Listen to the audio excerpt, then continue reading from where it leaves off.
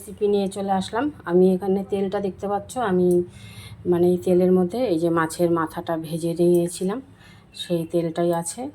আর এখানে মুগ ডালটা আমি ভেজে এই যে সেদ্ধ করে রেখেছি মুগ ডাল। এবার চলো কি করি তোমাদেরকে দেখাচ্ছি।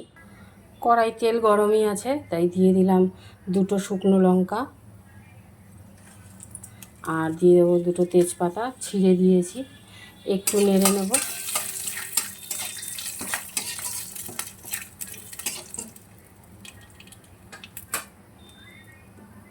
এবার দিয়ে দেবো কটা সাদা জিরে।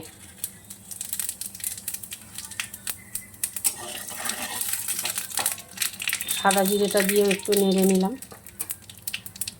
এবার দিয়ে দেবো এখানে আদা আর জিরে বাটা।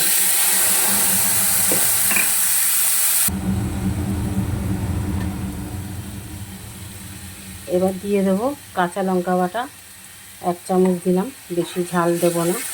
দিয়ে আবার একটু মশলাটাকে কষিয়ে নেব। তার আগে একটু হলুদ দিয়ে দেবো।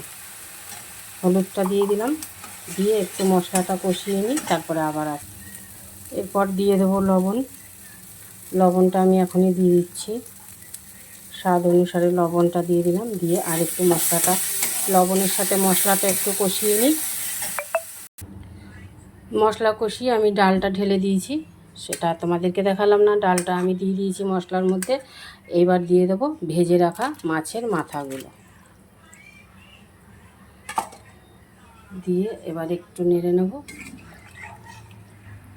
চলো পরে আবার আসছি। দেখো বন্ধুরা, করে ফেললাম মাছের মাথা দিয়ে মুগ ডাল। তোমরা এইভাবে করে খেয়ে দেখো, দারুণ লাগে। আর মাছের মাথা দিয়ে ডাল তো খুবই ভালো লাগে। তাহলে আজকের মতন রাখছি, পরে আবার কোনো একটা রেসিপি নিয়ে চলে আসবো।